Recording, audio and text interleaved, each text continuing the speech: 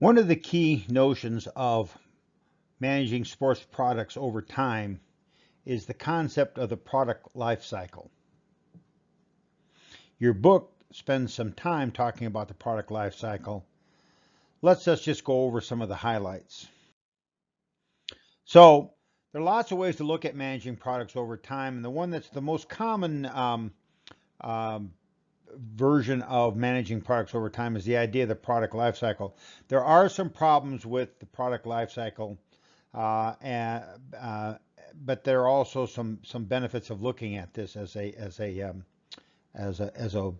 way of structuring your thoughts. All right, so the stages of the product life cycle include the introduction stage, the growth stage, when of course sales are growing quickly and profits are going up, the maturity stage where sales tend to start to level off, and then the decline stage where sales and profits start to go down. Now, there are all sorts of versions of this product life cycle and all sorts of shapes to it. And your book does a good job of talking about the difference between fads and long-term classic products and those sorts of things. And you ought to be aware then that while this is the very traditional look of the product life cycle, there are all sorts of different product life cycles. And I would argue, for instance, that the product life cycle for products like new golf clubs is relatively short compared to this particular product life cycle that we're looking at. So, what about the stages in the product life cycle? Well, here's a framework to look at those stages. Okay, and so for instance, in the introduction stage, the goal of the company is to gain awareness. The good news is there aren't that many competitors. You might only have one product or one or two products in this. Your pricing strategy will either tend to be on the skimming end, that is a high price strategy, where you try to recoup your R&D costs as soon as possible, or gaining from the advantage of the product being brand new, so you create a relatively high price, or a penetration strategy where you tend to price the product lower to try to gain market share for further exploitation later on in the product life cycle. Promotion is much more on the informational, educational end, because people are not aware of the particular product and how it's used and why it's better. Distribution might be limited. Okay, so in the growth stage, the company tends to stress differentiation. New competitors are coming in. There are more versions of the product in the market. The pricing strategy might be to gain market share, or it might be to market shield. The promotional strategy tends to move from information education to stressing points of differentiation. And of course, we tend to be able to get the product placed in different places in the distribution channel, more outlets than previously. In the maturity stage, there's lots of competition. Our goal is to maintain brand loyalty and maintain our market shares as the number of competitors stays relatively constant, but sales have slowed dramatically. You probably are, from a pricing standpoint, you're probably trying to defend a market share. You do a lot more reminder-oriented advertising because most of the customers are aware of the product and how it functions and have already created some level of brand loyalty. In the decline stage, certainly some of the competitors are starting to drop out.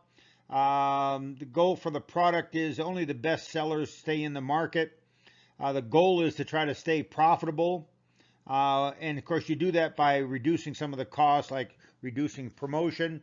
And you'll find that it is harder to hold your distribution places in those high volume outlets, and so your distribution tends to shrink a little bit.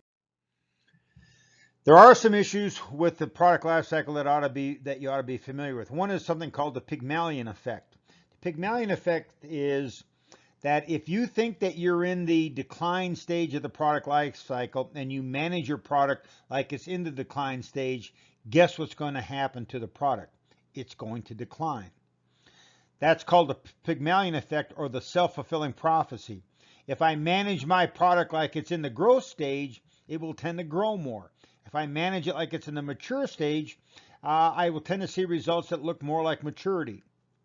And so misspecifying what stage in the life cycle you are or making an assumption about the life cycle creates a self-fulfilling prophecy.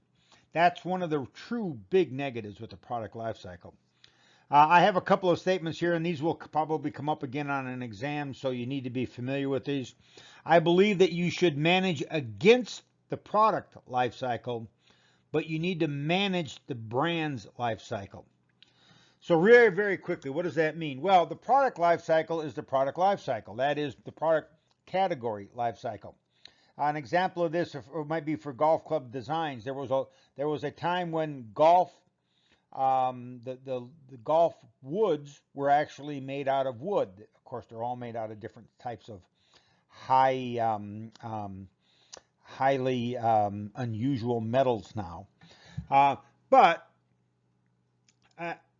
as wood woods got to be replaced by metal woods, everyone had to manage their life cycle. As you know, and it's the same thing with putters. It's the same thing with golf shoes. Golf shoes have gone from very traditional looking shoes to very sports oriented lightweight shoes. That's part of the product life cycle. Now, so you have to be aware of the product life cycle, but then you can manage the brand's life cycle. That is, there's no reason that your brand shouldn't evolve as the products, as new products come into the market and old products tend to wane. You should manage your brand's life cycle by producing products in those new, exciting growth product categories and start to get yourself out of those product categories where the life cycle is in the decline stage. Manage against the product life cycle, but manage the brand's life cycle. There is obviously a need for new products. The product life cycle explains why there is a need for new products. Some of them go to the decline stage. New products are the lifeblood of most businesses, including the sports business.